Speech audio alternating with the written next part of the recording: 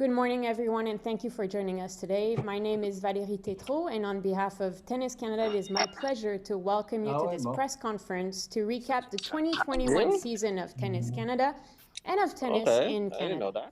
Bonjour à tous, merci d'être présents aujourd'hui. Mon nom est Valérie Tétrault et au nom de Tennis Canada, je vous souhaite la bienvenue à cette conférence de presse dans le cadre du bilan de l'année 2021 de Tennis Canada et du tennis canadien. Before we go into the fun stuff, I would like to ask all attendees to mute their microphones. Media members, please keep your questions for the end of the press conference. When we open the floor for a Q&A session, you will then be able to use the raise hand function to ask a question. Should you have any technical problem or generic question, please use the chat function and a TC representative will assist you. Pensons bien pouvoir vous accueillir aujourd'hui au Stade IGA à Montréal, mais avec la hausse des cas de COVID, nous avons préféré demeurer prudents. Nous vous remercions pour votre compréhension et votre collaboration. Let me start by introducing the Tennis Canada representative we have with us today. Permettez-moi de vous présenter les représentants de Tennis Canada qui sont avec nous aujourd'hui, starting with President and CEO Mr. Michael Downey, Senior Vice President High Performance Development Mr. Adam McDaddy, Vice President Tennis Participation and Partnership, Mrs. Eva Havaris, Chef de la Performance, Monsieur Guillaume Marx, Chef du tennis féminin professionnel et de transition, Monsieur Sylvain Bruno. Quelle année, encore une fois, pour le tennis canadien? Lorsqu'on s'arrête pour faire la liste des moments les plus marquants de 2021, il nous vient tout de suite en tête le parcours de rêve de Leila Annie Fernandez. Won't be long, guys. We're trying to fix the problem. Mais nous avons également eu plusieurs autres moments marquants, particulièrement dans les tournois du Grand Chelem, et je pense évidemment à la présence au carré d'as de Félix Auger-Aliassime à New York et de Denis Shapovalov à Wimbledon. Aside from Leila Annie Fernandez's spectacular run in New York, there were plenty of other Grand Slam success stories for Canadian players in 2021. Denis Shapovalov reached the semifinals of Wimbledon, while Félix Auger-Aliassime made it all the way to the Final Four at the US Open. Canada closed the season with 6 players in the top 50. Mais avant de vous parler davantage des résultats de nos athlètes canadiens, faisons le point sur la situation financière de Tennis Canada et sur l'état du tennis au Canada après 2 années particulièrement difficiles. Before we talk more about the results of our top Canadian players, let's discuss Tennis Canada's financial position as well as the state of tennis in Canada after 2 very challenging years. Without further ado, I would like to give the floor to Mr. Michael Downey. Good morning, everyone, and bonjour à tous. Je parlerai surtout en anglais aujourd'hui et je m'en excuse. Mais je tenais tout de même à vous adresser ces quelques mots en français, puisque nous sommes dans un pays avec de langue officielle et le Québec a toujours été un acteur important pour le tennis canadien. I'd like now to pivot to English and update you on the state of business at Tennis Canada. We have been on a roller coaster ride like no other national sports organization, and that ride isn't over. We ended 2019 with optimism like we've never seen before, and we entered 2020 with the wind at our back. Canada had made its mark on the global tennis scene, with Bianca winning the US Open and the Canadian Davis Cup team reaching its first ever final in Spain. Our sport had consistently grown in participation, and with a record 250,000 kids playing frequently in the summer. And we were on the verge of signing a new agreement with National Bank to become our new title sponsor for 2021. So Tennis Canada, and more importantly, tennis in Canada, was poised for a phenomenal decade ahead. Then all hell broke loose. The wind was taken from our sails as the bottom completely fell out in March 2020 because of COVID-19. The Ministry of Canadian Heritage, which oversees Sport Canada, said we were hit the hardest of all 60 NSOs because of our historical financial independence, which left us completely exposed. Normally, we self-generate 95% of the funds we invest in growing the game of tennis. Only 5% from Sport Canada and Own the Podium was guaranteed. We lost the 95% when we lost both Rogers Cups in 2020. That added up to a staggering 60 million of lost revenue, which resulted in a bottom line loss of $8 million. I will go on record to state no other NSO lost anywhere close to 8 million in 2020. And that was after we terminated the services of no less than 40% of our staff, some 50 hardworking and loyal employees, and we cut just about every dollar of tennis development investment from March onwards. And we expected that pain to continue in 2020 when we budgeted for what we called broadcast-only National Bank events with no ticket-buying fans in the stands. We expected another bottom line loss of nearly 5 million in 2021, compounding the problem from 2020. We had no choice but to secure a bank loan to ensure we could not only keep the lights on, but invest in a slow but steady rebuild over 5 years to get us back to where we were in 2019. We seriously considered staging the National Bank Opens in the US, in Cincinnati, because we could not afford to lose our juggernaut events 2 years in a row. In the end, we were granted a green light from all levels of government to first of all allow us to stage the National Bank Opens, but then host about 50,000 fans per city. That will allow us to turn what we thought would be a budgeted $5 million loss in 21 into a small profit. But with nearly $20 million of less revenue in 21 than we would normally make pre-COVID-19, we had to continue with the 2020 austerity plan as we entered 21. That basically meant our staff contingent did not change, and we continued to only spend about 40% of what we normally spend in tennis development in 21. So in the end, the loser was what we'll call tennis. Everyday Canadians who couldn't play the game they loved whenever they wanted to because of restrictions, or for example, Canada's best young talent that went nearly 18 months without the ability to compete at home. So what does this mean for 2022? By the time the National Bank Opens are the centerpiece of the pro tennis calendar next August, we expect some semblance of normalcy. We should be able to make every seat available, and sponsorship interest in our world-class tournaments has rebounded.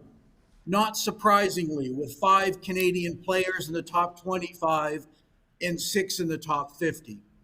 But just because we expect the National Bank Opens to be back in full force doesn't mean we will reinvest in the same old way. We want to use this opportunity to build back better.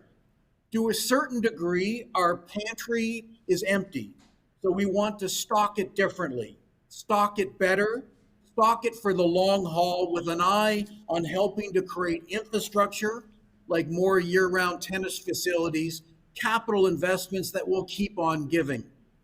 By the end of 2022, we will have a new strategic plan that will clearly articulate what Build Back Better means, but it's fair to say that high performance will remain at the forefront of what we do, given its proven ability to inspire kids to pick up a racket and inspire tennis fans to follow our sport with passion. But when we reinvest in high performance, we will turn our focus more squarely on the under 15 junior high performance pipeline, the invaluable feeder system that will help develop the next Felix, Bianca, Milos, Layla, or Dennis. But we will also reinvest in grassroots participation participation, since like most sports in Canada, we need to jumpstart tennis post-COVID-19. Canadians, for the most part, have been inactive or less active, and tennis, especially in municipal park courts, has some rebuilding to do. This is why we have reorganized our leadership by focusing Haddam McDaddy squarely on high performance development, working with Guillaume and Sly, Janet and Jocelyn. And we went out and hired Eva Haveris to lead our efforts against growing the game at the grassroots level. Eva is our new VP of Participation and Partnerships, with an important footnote on partnerships, because we cannot be successful with the help of our partners, whether that's the provincial tennis associations, the Tennis Professionals Association, and or corporate partners who invest directly in tennis development like National Bank, Rogers, and Kruger. And we hired Montreal-based Anne Beliveau, a seasoned transformational marketer, to help bring us into the digital age. Tennis Canada was hit really hard, but it wasn't a fatal blow. We showed how resilient we can be. We made the tough decisions when we had to, and we're probably better off for it. But the future of our sport is bright. It is built for success, appealing to every demographic, with some of the best young talent in the world capable of winning every week at the highest level. And our world's best NBOs are alive and well, and still the engine that will underwrite the Build Back Better plan while entertaining tennis fans coast to coast to coast.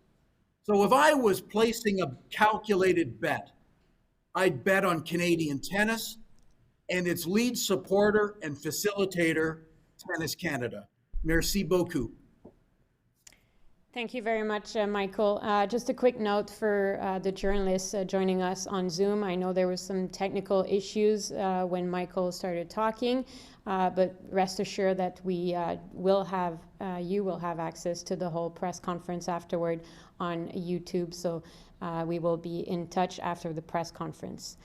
Michael introduced Mrs. Eva Haveris. She joined the organization just a couple of months ago, and she will bring a little bit more focus on participation at Tennis Canada.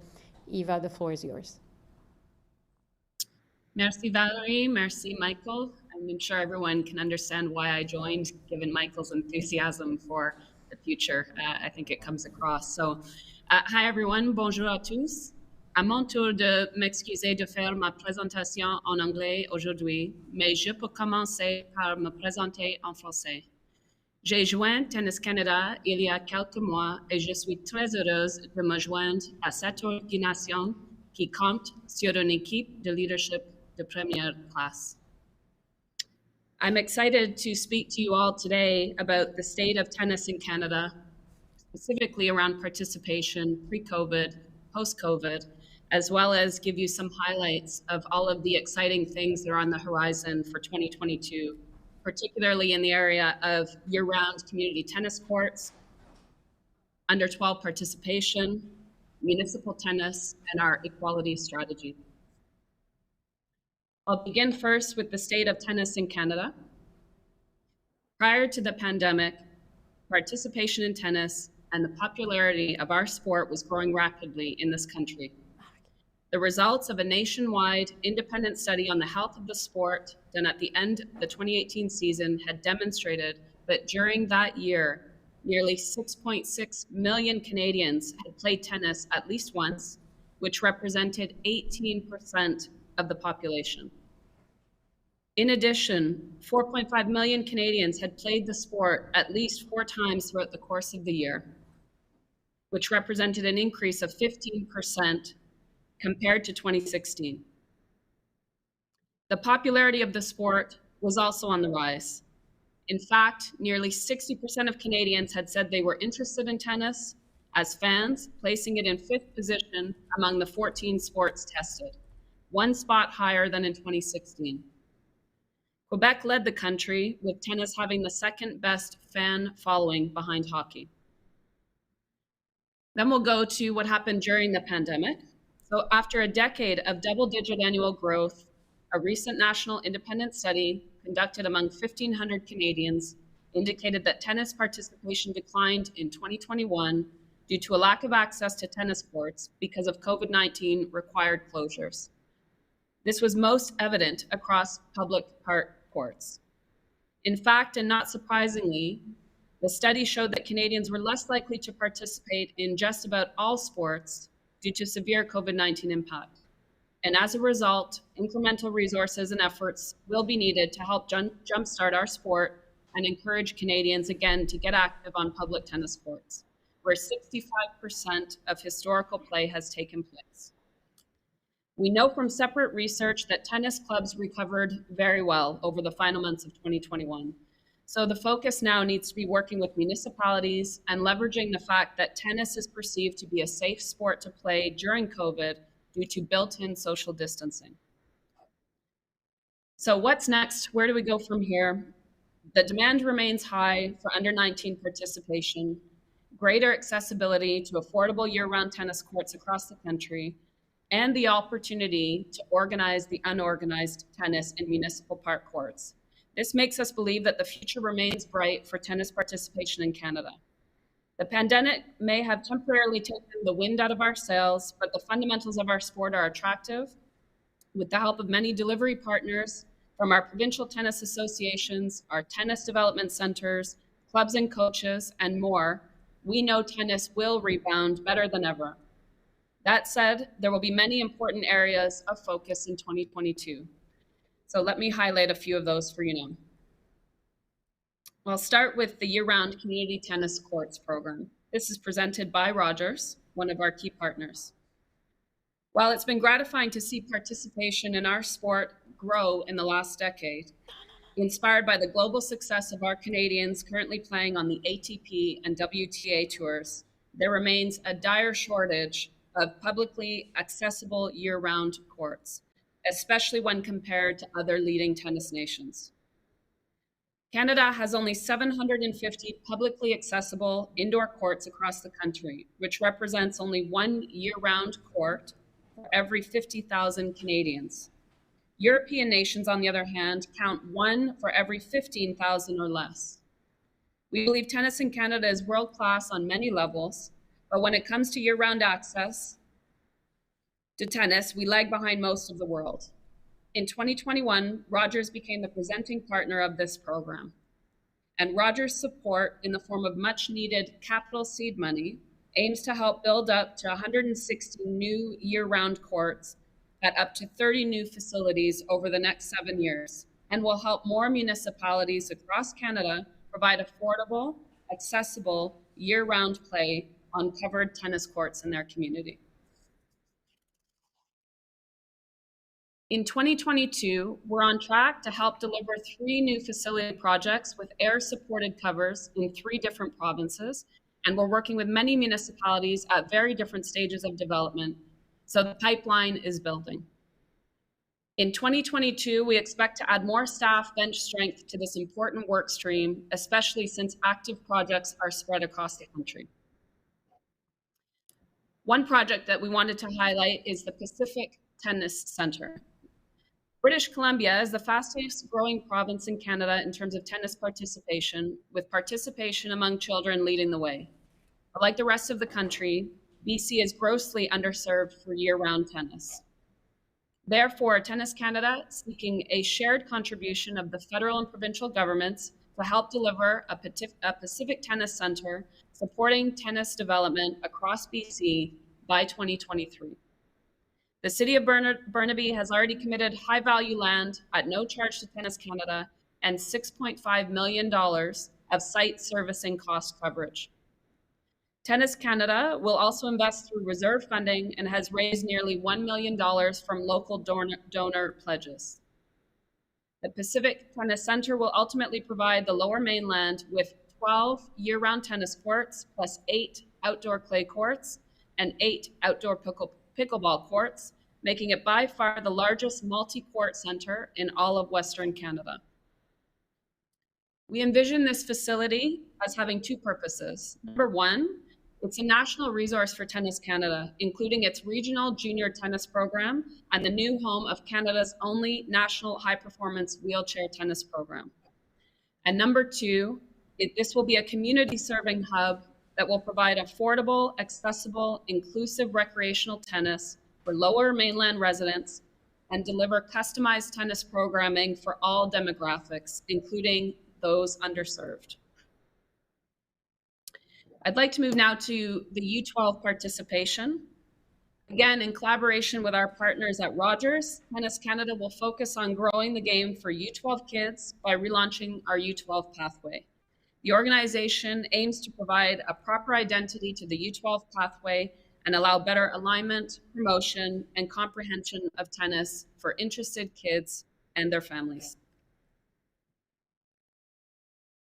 As for Municipal Tennis, Tennis Canada, in partnership with the provincial and territorial tennis associations, will embark on a comprehensive strategy to develop a robust plan for growing tennis on municipal tennis courts. The plan will ultimately help those communities who are looking for additional resources in order to offer more programs or more organized play on their existing park courts. There are many levers that the governing bodies of tennis can add to municipal park court play, including the imminent launch of the World Tennis Number, which will provide every recreational tennis player in Canada with a number from 1 to 40, thereby assisting in finding players of similar tennis ability to play with. But beyond the World Tennis Number, there are many other tools like customized children's programming, access to Respect in Sport or Safe Sport programming, online training for municipal court coaches and instructors, a proven court booking system, and of course, the ongoing year-round community tennis court program. All of this program can be offered up in a menu for municipalities to leverage for the health and well-being of their community members who like to pick up a racket and play tennis. And finally, the last highlight and focus area for 2022 is our equality strategy in tennis development. Obviously something near and dear to my heart. Tennis Canada, in collaboration with National Bank, will embark on year 2 of this game-changing program. In 2021, and due to limitations on our ability to implement at the grassroots level, the equality strategy consisted of some important rehiring of women's high-performance coaches and a broad-based media campaign that used the celebrity of Bianca Andreescu titled Girls, Set, Match. This was to encourage young women in their adolescence to stay in the game. In 2022, Tennis Canada will hire a dedicated leader for the equality strategy and finalize a long-term plan for the implementation of this strategy in 2022 and beyond. Thank you. Thank you very much, Eva. As we are making our way towards high performance, let me introduce Mr. Hatem Megdadi, who has been in charge of high performance tennis development in Canada for several years. As most of you know, a new high performance structure was announced earlier this year, and so Mr. Megdadi will give you an update on the work he and his team have been doing so far. Merci, Val. Thank you, Val, and bienvenue à tous, and welcome everyone. As Michael said, it has been quite the roller coaster ride for our sport. And certainly myself and our organization has been very empathetic to the challenges faced by many Canadians. And our sport certainly was not immune. The private sector, our partners in our organization during the pandemic.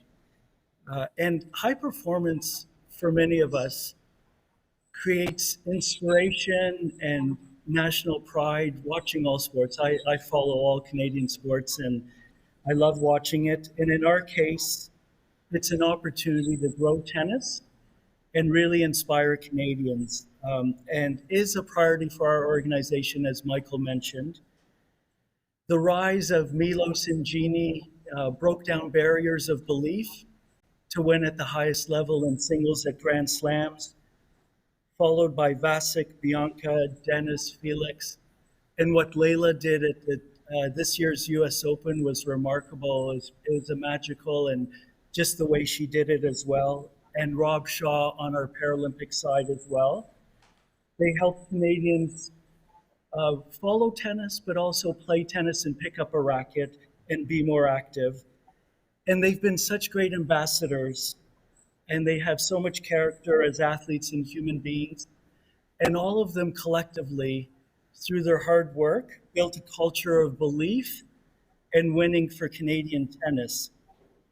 And this culture was rooted in a very humble, down-to-earth approach that exuded strength, courage, and confidence. And with that said, as Val mentioned, we restructured high performance in May 2021, and we needed to do this to meet the moment moving forward after the pandemic. At the time, we announced that Guillaume Marks, Sylvain Bruneau, Janet Petrus, Jocelyn Robichaud would be taking on leadership role in high performance on our high performance team. Guillaume will lead men's tennis, the Davis Cup and Olympic programs, our training centers in Montreal and our regional centers in Vancouver, Montreal, and Toronto. Sylvain will lead the women's transition and pro tennis programs, the Billie Jean King Cup and the Olympic programs. Both are exceptional leaders and proven world-class coaches. Guillaume with the work done with Milos, Filipello, Felix to the top 20. Sylvain with the work done with Jeannie, support for Layla, but also coach Bianca, the first Canadian coach to coach a singles Grand Slam, singles champion when she beat Serena Williams on that Saturday afternoon in New York City. They'll be joined, so they have tremendous success and will bring a lot of leadership to the team. They'll be joined by Janet Petrus. She'll be the Director of Programs and Administration and overseeing our high performance programs, but also overseeing our Paralympic program. And Jocelyn Robichaud as the head of our under 15 development and the pipeline, and I'll talk about that shortly. We'll also be hiring a leader of sports science in 2022 to round out our senior team. The area of sports science and the importance of health and wellness and fitness and regeneration is critical. And with all the analytics and data available, we want to really capitalize on that. So this group, this leadership team will work with our national coaches, our staff, our partners to develop the next generation of players and coaches. We'll be building and rebuilding back our foundational programs, our centers. During COVID, we got hit hard and lost some of our staff and our fitness resources. And we'll be rebuilding back our foundation at our centers. In addition, Jocelyn, in his new role as the leader of the under 15 pipeline, will focus on working with the private sector and our provincial associations and really try to enhance that area. And what does this mean? This really means improving the daily training and competitive environment. So the long-term athlete development model, the guidelines for training and competition are met. The quality daily training is critical, and especially at a young age. The fitness is critical, the technical work, and this can only be done working with the private sector and our provincial partners. Jocelyn will work with everybody as well to grow the base of top young talent so they're able to progress and break down the barriers that are in front of clubs and academies and the private sector to develop young talent. And many ways to continue the winning culture established. The other areas I just want to touch on was how important the competition is, the competitive structure with international events, the national events, the pro and futures, the minor league systems that help groom our athletes domestically. It'll improve the coaching and the competition, and it needs to be aligned with the long-term athlete development model. So the areas of coaching, development, and competition will be critical as we build and rebuild and build back better in our new plans moving forward. I'll finish off by saying we have a strong group of juniors emerging as well, 15 and older. It'll be really important to have our team support this group and transition them to the next phase as they aspire to be world champions as well and continue the momentum. We've worked really hard over years to build the culture of being the best in the world, competing for Grand Slams, Olympics and Paralympics, and winning at the highest level with our team results.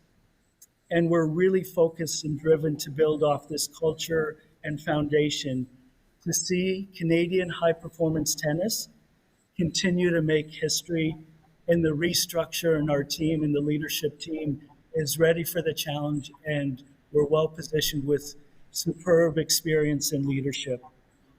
I'll finish by saying working as part of a Team Canada approach with our private sector and making everybody have a role will be critical. And I want to thank you for your continued support. Back to you, Val. Thank you very much, Adam. Et maintenant, pour nous parler davantage des faits saillants du tennis féminin au Canada, j'inviterai M. Sylvain Bruno à prendre la parole. Merci Valérie. Bonjour à tous. Hi everybody. Alors, le tennis féminin cette année, encore une fois, on a eu des belles surprises, on a eu de bons moments. Évidemment, on a en tête la performance de Leila à New York, mais aussi il faut regarder le côté de Bianca qui a fait une finale, Rebecca Marino qui a fait un très bon tournoi à Montréal, et puis Gabriela et puis Chimène Fouchemé qui ont gagné des tournois d'importance en double. Je pense aussi à la réalisation des filles en Coupe Billie Jean King qui ont battu la France. Donc, évidemment, beaucoup d'efforts ont été placés aussi envers le groupe que vous mentionnez à Atom, les jeunes joueuses de 15 à 18 ans. On a eu de grands défis avec le COVID, avec l'inactivité du tennis au pays. Donc, les filles ont beaucoup voyagé. On a mis beaucoup d'efforts pour leur permettre de faire les compétitions qu'elles avaient besoin de faire. On a un groupe très prometteur de jeunes joueuses qui montent entre 15 ans et 18 ans. On a 5 filles dans le top 100 junior.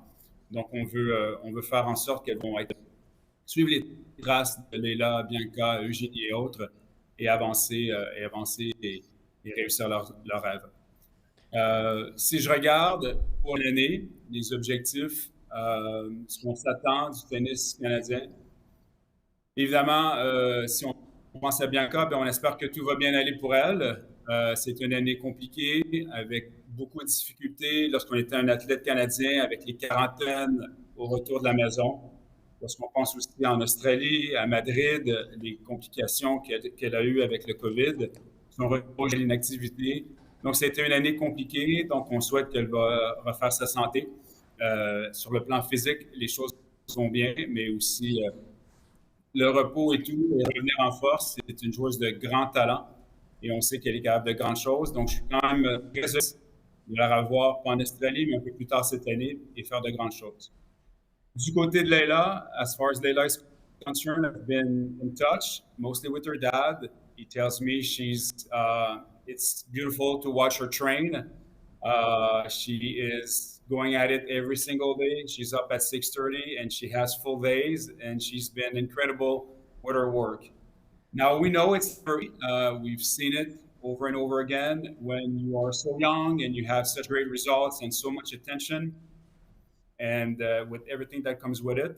So, the focus will be to make sure that she stays grounded and does what she needs to do, and be careful with this, because it's just not easy that young when you get that kind of exposure.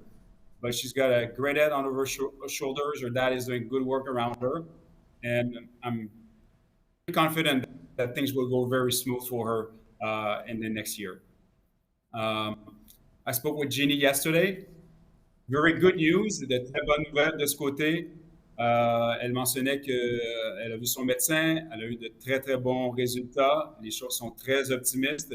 puis qu'elle reprend là, très, très bientôt sur le terrain. Donc, les choses se placent de ce côté-là parce qu'on a hâte de la revoir, elle aussi, d'avoir toutes nos filles en santé et sur le circuit. Et moi, ben, je prends un vol ce soir pour Vancouver pour aller donner un petit coup de main à Rebecca Marino. On pense vraiment qu'elle est capable de revenir. On sait que c'est une joueuse qui a été 38e mondiale. Elle est très, très bonne. Son tennis est en pleine montée. Elle aussi qui avait eu une blessure là, qui l'a tenue éloignée des terrains pendant un an. Et on espère la revoir, revenir dans le top 100 et ainsi de suite. To conclude about women's tennis, I mentioned the group of girls that we're putting a lot of emphasis on. They're right now in Florida playing the Orange Bowl. We have Nathalie Tosia very involved with this group, but we're trying to get more female coaches involved. So the likes of Marie-Ève Pelletier, who's been really present here at this stadium in Montreal, working with the girls, and talking with Patricia, former top 25 players. I was talking to her during this weekend. There's going to be a lot of work with the girls as well. So we're trying to get women back and they get involved with this group of girls. And Samuel LaRose is also very involved. So am I. And that's our big project, is to make sure we have those girls pursue on the steps of Bianca, Leila, Jeannie, and others. That's a little bit about women's tennis. And je peux répondre à des questions un peu plus tard après la conférence de presse. Merci. Merci beaucoup, Sylvain. Pour conclure, j'inviterai M. Guillaume Marx à nous parler des faits saillants du tennis canadien, mais du côté masculin. Bonsoir à tous. Du côté masculin, je pense qu'on peut dire certaines progressions, souligner la progression notamment de Félix au classement ATP. Il a quasiment divisé son classement par 2 cette année pour finir à la 11e place. C'est vraiment un sommet. Et on peut dire qu'il est très bien placé pour la saison qui vient. Il a plutôt fini en force avec des très bons résultats sur les grands chelems notamment, qui ont vraiment fait la différence dans le classement. Nos deux plus jeunes professionnels sont très hauts. Denis a perdu quelques places par rapport à la saison dernière, mais il se maintient quand même 14e et je sais qu'il a de très grandes ambitions pour la saison à venir. Je sais que pour lui, les points qu'il avait gardés pendant 2 ans suite à Bercy ont peut-être un peu faussé son classement en fin de saison, mais en tout cas, il est aussi bien en position pour faire une grande saison. Naturellement, obviously, for Milos, it was a very difficult season. Waiting to have more news from Milos about next year, where he's at in terms of health, but we're confident that for him or for Vasek, there is still tennis to come, and they are very motivated to show again what they can do on the best on the ATP tour. We are monitoring always what's going on with Bryden. Bryden, who is a member of the Davis Cup team that we have, and same for him. He's at the moment below his level. He's not so happy about his season, but he's really motivated and looking forward the new season. In terms of junior, we have Jaden Weeks that's coached by Martin Lorando, and that's our number 1 junior player in the ranking that just got in the top 100. And Jaden is going to play the Grand Slam next year, the Junior Grand Slam next year with his ranking that he have now, doing a good performance in the second half of this year. So this is Jaden is our good prospect that we have at the moment at the National Center. Below that, in terms of age, we necessarily have to say not have the density that there may be in women's tennis, but we're working hard in the lower categories, in the regional centers, to get back on track in terms of it's been difficult for the kids during the pandemic, that a lot of things and a lot of tournaments stopped. We're getting back on business on the competitive aspects, and we're going to put a lot of emphasis on in the centers on boys and girls, obviously, but boys as well in the regional centers, making those agreements that Hatem say with the private sector, so we can fill gaps all the time in the development and in what the players need to wrestle.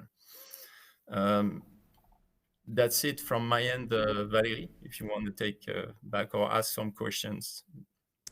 Thank you very much, Guillaume. As promised, we're going to start the Q&A session. This Q&A session is for media members only. Please use the raise hand function to ask a question. Nous allons maintenant débuter la période de questions réservée uniquement aux membres des médias. Je vous demanderai d'utiliser la fonction lever la main pour poser une question. The first question comes from Greg Strong from Canadian Press. Greg? Yes, good morning, everyone. Question for Michael. I'm just wondering how the government's change regarding the exemption status for professional athletes on January 15th might impact you over the next year. It's a very good question, Greg. Thank you for that. I think we've just got to keep pivoting, knowing that the circumstances externally will keep changing. But we'll be ready for those kind of changes because we also believe it's probably a moving target. And what was announced now may change by the time we're into our major events come next August at this point in time. But, there's a very good chance that the players that arrive to play in Toronto and Montreal will need to be vaccinated. And we'll plan for that. And we probably won't be the only country that actually has those kind of rules, as we know down under. Quick follow, if I may. Michael, I didn't catch the beginning of your opening statement. I'm just wondering if you could sum up what this calendar year has been like for you and the Federation. Well, I kind of said it's been a very difficult 2 years. There's no doubt that the fact that we were able to stage the 2 National Bank Opens in Montreal and Toronto with limited fans was very meaningful for us, not only financially, but also to inspire a nation of tennis fans that took in those 2 great events. But it's allowed us to move from a budget where we thought we would lose another $5 million in 21 to a situation we'll make a small profit. And that's quite meaningful given that we finished 2020 losing $8 million. Thank you. Thank you, Greg. Prochaine question vient de Jean-François Théotonio de la presse. Jean-François? Oui, bonjour. Ma question est surtout pour Martin Laurando et Guillaume Marx. Vous avez parlé là, des hauts qu'on a vécu cette saison avec Leila et les demi-finales, etc. en Grand Chelem. Mais aussi Denis Chapovalov, à la fin, quand il a perdu sa finale à Stockholm, il a dit qu'il a manqué de motivation à la fin de la saison. Puis on a vu hier le message de Bianca Andreescu sur les réseaux sociaux qui disait qu'elle voulait prendre du temps pour elle avant de reprendre la compétition. Est-ce que vous voyez ça comme surtout pour Denis, est-ce que vous voyez ça comme un symptôme peut-être de problèmes au niveau du tennis de haut niveau au Canada, ou bien c'est plus des symptômes c'est plus le blues de fin de saison un peu peut-être pour Denis? Merci. Je dirais pour vous répondre que la situation n'est pas facile pour les sportifs. Ils ont beau être relativement bien payés dans ce qu'ils font. Ce sont des êtres humains et c'est sûr qu'un circuit de 11 mois, un peu dans les conditions dans lesquelles ça se joue actuellement, avec toutes les contraintes qu'il y a, ça pèse forcément sur le système. Alors, je pense que chaque cas est particulier. Je ne pense pas qu'il faille généraliser. C'est juste qu'arriver à la fin de la saison, quand tu arrives à mi-novembre et que tu sais que le 20 décembre, il faut que tu repartes et recommencer ta saison en Australie, je pense que sur le dernier tournoi de l'année ou juste à la fin, tu peux peut-être un petit peu accuser le coup moralement. Je pense que c'est assez normal. Je pense que chaque cas est particulier. Je ne pense pas qu'il faille généraliser sur ce qui se passe chez un athlète ou chez un autre. Mais c'est sûr que la situation n'est pas aussi légère. Jouer au tennis et être un joueur de tennis professionnel, c'est pas aussi léger que ça l'était il y a 2 ou 3 ans.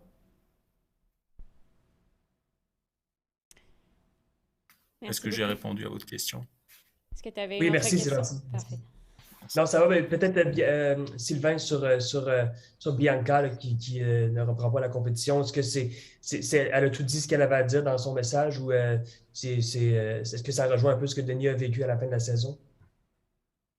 Ouais, non, je pense que c'est le cas. Honnêtement, c'était pas facile cette situation après les grands moments qu'elle a vécu en 2019, d'avoir une blessure aussi sérieuse, puis après d'avoir une pandémie. Et puis, c'était compliqué. Honnêtement, c'était très compliqué pour elle. C'est pas facile d'être un athlète au Canada avec le 14 jours obligatoire et les quarantaines qu'elle a eu à Melbourne et aussi à Madrid. J'ai eu la COVID, elle a eu la COVID. Tous ensemble, elle a parlé de sa grand-mère. Donc, je pense qu'elle avait besoin de prendre un petit recul. Et puis, je pense qu'elle va revenir en force. Puis, je pense que, de façon générale, je pense que c'est salutaire, parce qu'on doit apprécier les athlètes qui deviennent un petit peu plus vocales, puis qui mentionnent quand même qu'ils ont besoin parfois de prendre un pas derrière pour revenir en force, et c'est ce qu'elle fait. Donc, je pense pas qu'il y a raison du tout de s'alarmer. Puis juste qu'elle prend les bonnes décisions pour avoir une carrière longue et bien remplie. Merci beaucoup, j'apprécie. Merci Jean-François. Prochaine question vient de Sébastien Boucher de RDS. Sébastien?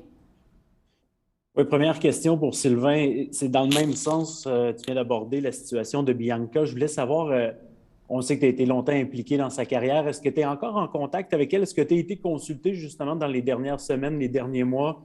Parce que c'est une décision qui est difficile à prendre, là, de prendre du recul, de prendre une pause comme ça. On sait que le classement risque de chuter. Est-ce que tu as été consulté par le clan de Bianca à savoir qu'est-ce qui était bon pour elle pour les prochains mois? Allô Sébastien, merci pour ta question. Je suis en contact avec Bianca. On est en très bons termes et on est en contact. Cependant, elle m'avait mentionné son désir de peut-être faire l'impasse sur l'Australie, que c'était quelque chose qu'elle considérait. Mais je n'ai pas été impliqué de très, très près dans cette décision-là, quoi qu'elle m'avait partagé que c'était quelque chose qu'elle pensait faire pour avoir une saison 2022 en santé, qu'elle avait besoin de faire un long off-season, de faire une pause aussi à la fin de l'année après Indian Wells, vraiment prendre un bon moment sans taper la balle, et que ça pourrait avoir un impact sur l'Australie parce qu'elle reprendrait l'entraînement un peu plus tard. Mais je n'ai pas fait partie là, du plan rapproché qui a décidé cette stratégie. Merci. Autre question pour toi, Sylvain. Tu en as parlé, il y a eu des belles surprises cette année, là, en 2021, avec évidemment, je pense qu'aux yeux de tout le monde, c'est la présence de Leila en finale au US Open. Comment tu l'as vécu, toi, comme directeur de la performance de Tennis Canada, puis tu l'as côtoyé pendant des années aussi, tu la côtoies encore via son père, évidemment, mais comment tu as vécu ça, cette performance-là de Leila au US Open? Oui, non, c'était exceptionnel.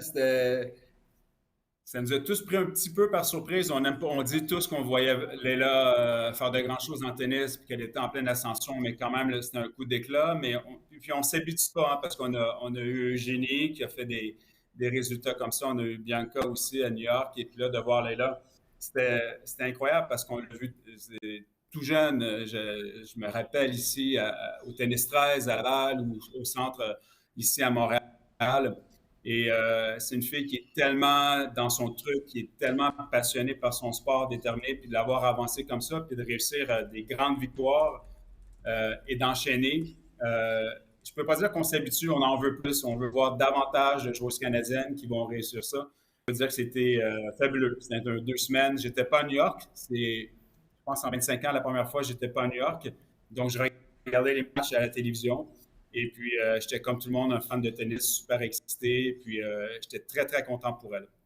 Pour le tennis canadien, je pense qu'elle a bénéficié de Bianca. Je pense que Bianca a bénéficié d'Eugénie. Puis, je pense que Leila va bénéficier à plein d'autres jeunes filles qui l'ont vu jouer. J'ai eu beaucoup de commentaires, son sourire, la façon qu'elle se comporte sur le terrain, son jeu, mais sa personnalité. Je pense qu'on a besoin de ça. Et si je peux me permettre de te relancer là-dessus, tu l'as abordé en anglais dans ton intervention plus tôt. Est-ce qu'il y a un danger qui la guette, justement, si jeune, d'avoir un si grand résultat? Même si elle n'a pas gagné, c'est un très grand résultat d'atteindre la finale d'un Grand Chelem.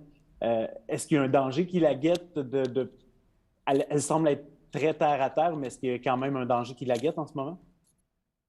Je pense que pour tout jeune, très jeune athlète de nos jours, avec les médias sociaux, ça a pris une nouvelle amplitude, les résultats, puis qu'est-ce qui en découle. Je pense qu'il faut être prudent pour tout le monde, incluant Leila, incluant son adversaire en finale, Emma Raducanu, qui, on le voit, hein, qui a eu de la difficulté à enchaîner, qui a joué quelques tournois depuis. Puis ses résultats ont été corrects, mais pas de rien à voir avec ce qu'elle a accompli à New York.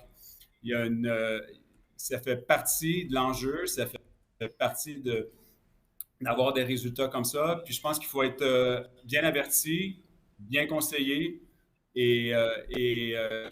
c'est plus facile de le dire que le faire parce qu'il y a plein de trucs qui se passent. Il y a beaucoup, beaucoup d'enthousiasme, de commanditaires, des offres, il y a plein de trucs qu'ils peuvent avoir. Elle est très attendue après par ses adversaires qui la connaissent mieux. Donc, il y a plein de petits pièges qui se présentent.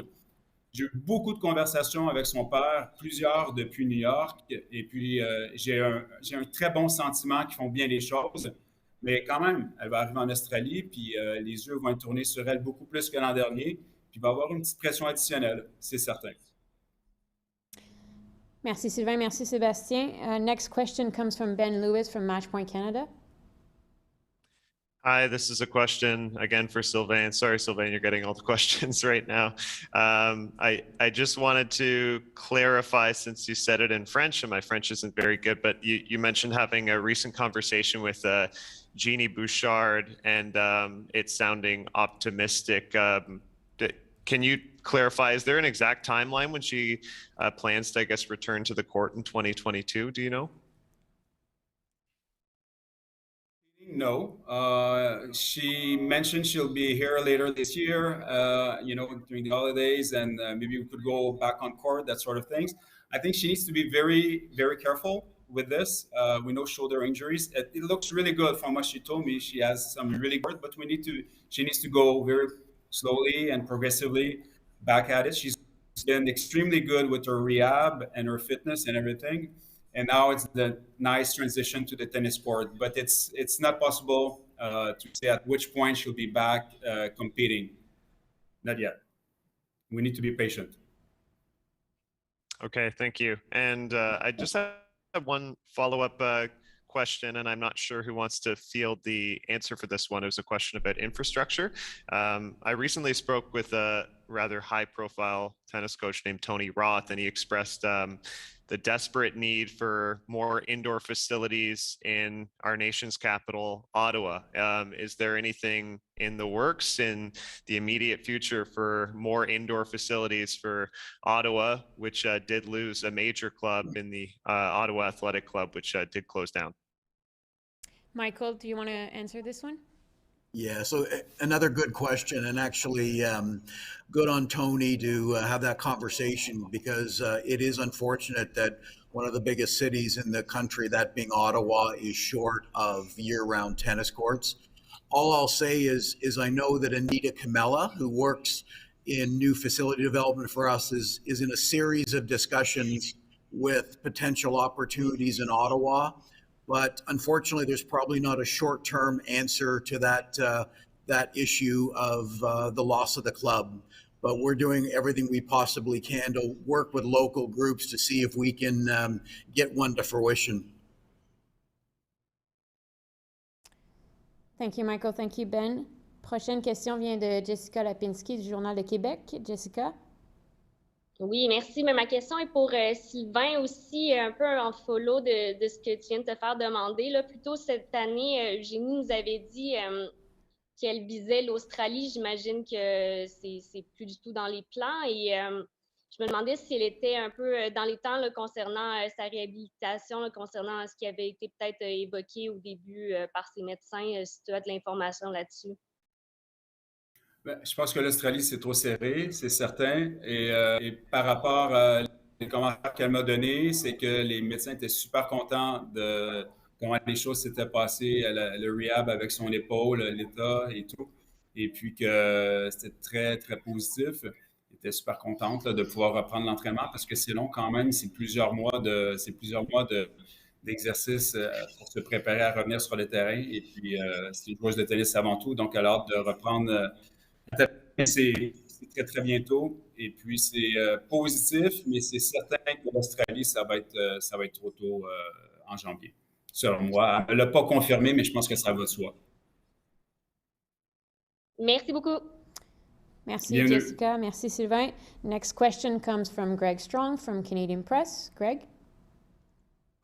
Yes, a question for either Sylvain or Michael. I'm just wondering, in general terms, with younger players who are dealing with higher stress due to, the pandemic or social media or whatever it might be, what can the Federation do to try to minimize that and, achieve excellence on the court? Michael, you want to give some insight? Greg, another very, very good question. It's obviously an area that we're spending a fair bit of time on to see what we can do to protect and educate our young players in those areas you talked about. I'll be honest with you, we have a board meeting this Thursday, and we've got an hour dedicated to this subject matter, and we're actually bringing in an external advisor to guide not only management, but the board on this area. And I think we will probably, as one tactic, actually hire someone dedicated in this space to sit within the high performance team to really work on this on a daily basis, because we want to be in a situation that not only the pro players and the transition players, but all the players that are, from under 12 to 18 have access to resources when they need them, because they are actually competing in a very difficult world. You highlighted social media and the pressures that can actually place on young athletes. So we're taking it very seriously, and there'll be some action steps next year to provide more resources in that space. Thank you.